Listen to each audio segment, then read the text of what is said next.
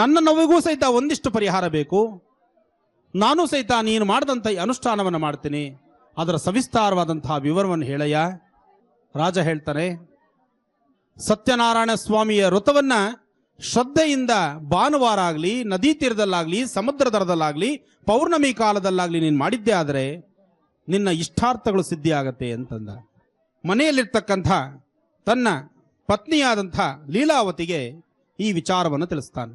ತಿಳಿಸಿದಾದ ನಂತರ ಆಕೆ ಆ ತಾಯಿ ಲೀಲಾವತಿ ಸಹಿತ ಮಾರನೇ ದಿವಸನೇ ಸತ್ಯನಾರಾಯಣ ಸ್ವಾಮಿ ಪೂಜೆ ಮಾಡಬೇಕು ಅಂತ ಒಂದು ಒಳ್ಳೆ ಪಣ ತೊಟ್ಟು ಸಂಕಲ್ಪವನ್ನು ಮಾಡಿದ್ರು. ಸಂಕಲ್ಪವನ್ನು ಮಾಡಿದ ಮರುಕ್ಷಣವೇ ಅದೇ ಮಾಸದಲ್ಲಿ ಆಕೆ ಗರ್ಭ ನಿಲ್ತು. ಗರ್ಭ ನಿಂತು ಸುಂದರವಾದಂತಹ ಒಂದು ಪುತ್ರಿಕಾರತ್ನ ಜನನವಾಯಿತು. ಕಲಾವತಿ ಎಂಬತಕ್ಕಂತಹ ನಾಮಕರಣವನ್ನು ಮಾಡಿ, ನಾಮಕರಣ ಕಾಲದಲ್ಲಾದರೂ ಸತ್ಯನಾರಾಯಣ ಸ್ವಾಮಿಯ ಪೂಜೆಯನ್ನು ಮಾಡ್ತೀರಿ ಅಂತ ವರ್ತಕ ಅಂದುಕೊಂಡಿದ್ದ.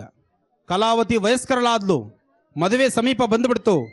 ಆಗ ವಿಶೇಷವಾದಂಥ ರತ್ನಸಾರ ಎಂಬತಕ್ಕಂತಹ ಪಟ್ಟಣದಲ್ಲಿ ವರನ್ನ ಹುಡುಕೋದಕ್ಕಾಗಿ ತನ್ನ ಭಟ್ಟರನ್ನ, ಅಂದರೆ ತನ್ನ ಕೈಕೆಳಗಿರ್ತಕ್ಕಂಥ ಅಸಿಸ್ಟೆಂಟ್ಸು ಅಥವಾ ಒಂದು ಹುಡುಗರು ಏನಿರ್ತಾರೆ ಅವ್ರನ್ನ ಕಳಿಸ್ದ.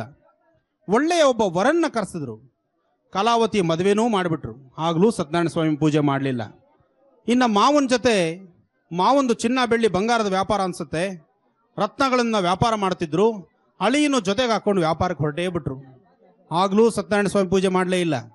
ಆ ಊರಿನ ರಾಜ, ಇವರು ವ್ಯಾಪಾರಸ್ಥರು ಎಲ್ಲಿ ವ್ಯಾಪಾರ ಮಾಡಲಿಕ್ಕೆ ಕೂತರು, ಚಿನ್ನ ಬೆಳ್ಳಿ ಬಂಗಾರ ಮುತ್ತು ರತ್ನಗಳನ್ನು ವ್ಯಾಪಾರ ಮಾಡ್ತಿದ್ರಲ್ಲ, ಆ ವ್ಯಾಪಾರ ಮಾಡತಕ್ಕಂಥ ಆ ಕ್ಷೇತ್ರದ ಒಡೆಯ ರಾಜ, ಆ ರಾಜನ ಪರಿವಾರಕ್ಕೆ ಕಳ್ಳರು ನುಗ್ಗಿದ್ರು. ರಾಜನ ಆಸ್ಥಾನದಲ್ಲಿರ್ತಕ್ಕಂಥ ವಸ್ತುಗಳನ್ನು ಕಳ್ತನ ಮಾಡಿದ್ರು.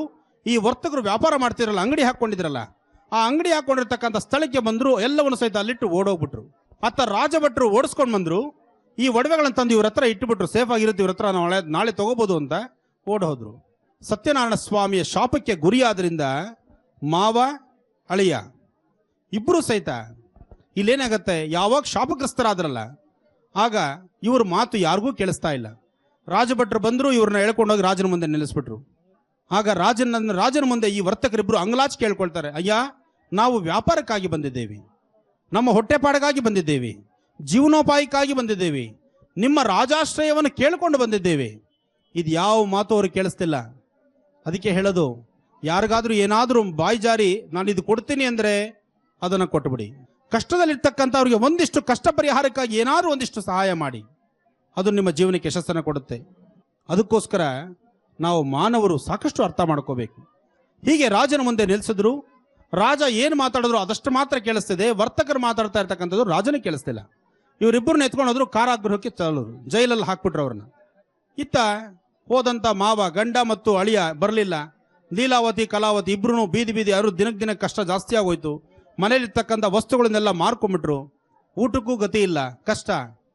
ಹೀಗೆ ಓಡಾಡ್ತಾ ಇರ್ತಕ್ಕಂತಹ ಕಾಲದಲ್ಲಿ ಮಗಳಾದಂತಹ ಕಲಾವತಿ ಒಮ್ಮೆ ಹೀಗೆ ಸಾಯಂಕಾಲ ಗೋಧೂಳಿ ಲಗ್ನ, ಪೌರ್ಣಮಿ ಕಾಲ, ಒಳ್ಳೆ ಬೆಳಕು, ತಂಪಾದಂಥ ಕಾಲ, ಮನೇಲಿದ್ರೆ ಹಸಿವು ತಡೆಯೋಕ್ಕಾಗಲ್ಲ, ರೋಡಲ್ಲಿ ಓಡಾಡ್ಕೊಂಡು ಬರೋಣ ಅಂತ ಹೊರಟಾಗ ಅಲ್ಲೊಬ್ಬರ ಮನೆಯಲ್ಲಿ ಸತ್ಯನಾರಾಯಣ ಸ್ವಾಮಿ ಪೂಜೆ ನಡೀತಾ ಇತ್ತು.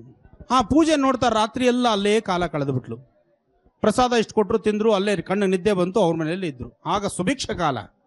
ಹಾಗೆ ರಾತ್ರಿ ಎಲ್ಲ ಕೂತ್ಲಲ್ಲ, ಬೆಳಿಗ್ಗೆ ಮಗಳು ಬಂದ್ಲು. ಎಲ್ಲೋಗಿದ್ದೆ ಕಲಾವತಿ, ನೀನು ರಾತ್ರಿಯಲ್ಲ ಎಲ್ಲಮ್ಮ ಹೋಗಿದ್ದೆ? ಒಬ್ಬರ ಮನೆಯಲ್ಲಿ ಸತ್ಯನಾರಾಯಣ ಸ್ವಾಮಿ ಪೂಜೆ ನಡೀತಿತ್ತು, ಪ್ರಸಾದವನ್ನು ಕೊಟ್ಟರು, ಅಮ್ಮ ನಿನಗೂ ತಂದಿದ್ದೇನೆ ಅಂಥೇಳಿ ಸೆರಗಲ್ಲಿ ಒಂದಿಷ್ಟು ಪ್ರಸಾದವನ್ನು ಗಂಟು ಹಾಕೊಂಬಂದು ಆ ತಾಯಿಗೂ ಇಷ್ಟು ಪ್ರಸಾದವನ್ನು ಕೊಟ್ಟರು. ಆಗ ತಾಯಿ ಲೀಲಾವತಿ ಪ್ರತಿಯೊಂದು ನಡೆದಂಥ ಸವಿಸ್ತಾರವಾದಂತಹ ವಿಚಾರವನ್ನು ಮಗಳ ಮುಂದೆ ಬಿಚ್ಚಿಡ್ತಾಳೆ. ನೀನು ಬೆಳೆದು ದೊಡ್ಡವಳಾದೆ, ನಿನಗೆ ನಾಮಕರಣ ಆಯಿತು, ಆಗ ನಾವು ಸತ್ಯನಾರಾಯಣ ಸ್ವಾಮಿ ಪೂಜೆ ಮಾಡಬೇಕು ಅಂದ್ಕೊಂಡ್ವಿ, ಮಾಡಲಿಲ್ಲ. ಮದುವೆ ಕಾಲ ಬಂತು, ಮದುವೆ ಟೈಮ್ನಲ್ಲಿ ಮಾಡ್ತೀವಿ ಅಂದ್ಕೊಂಡ್ವಿ, ಹಾಗೂ ನಿಮ್ಮಪ್ಪ ಮಾಡಲಿಲ್ಲ. ನಿಮ್ಮ ಯಜಮಾನರನ್ನೂ ಕರ್ಕೊಂಡು ನಮ್ಮನೆಯವರು ನಿಮ್ಮನೆಯವರೆಲ್ಲ ಸರಿ ವ್ಯಾಪಾರ ಕೊಟ್ಟೋದ್ರು. ನಾವು ಯಾವ ಅನುಷ್ಠಾನವನ್ನು ಮಾಡ್ತೀವಿ ಎಂದು ಮಾಡಲಿಲ್ವೋ, ಬಹುಶಃ ಸತ್ಯನಾರಾಯಣ ಸ್ವಾಮಿಯ ಕೋಪಕ್ಕೆ ನಾವು ಆತನ ಶಾಪಕ್ಕೆ ಗುರಿಯಾಗಿದ್ದೇವೆ. ಅದೇ ಇರಬಹುದು ನಮ್ಮ ಈ ಪ್ರಾರಬ್ಧ ಕರ್ಮ ಅಂತ ಹೇಳಿ ಮನಸ್ಸಲ್ಲಿ ಸಂಕಲ್ಪವನ್ನು ಮಾಡಿದ್ರು. ಎಂಬಲ್ಲಿಗೆ 3ನೇ ಅಧ್ಯಾಯದ ಕಥಾನುಷ್ಠಾನವು ಸಂಪೂರ್ಣವಾಯಿತು. ಹೂವಾಕ್ಷತೆ ಕಾಳು ದೇವ್ರಿಗೆ ಹಾಕಿ ಇನ್ನೆರಡು ಅಧ್ಯಾಯ ಇದೆ. ಶ್ರೀ ಸತ್ಯನಾರಾಯಣ ಕಥಾ ಸಾಗರ.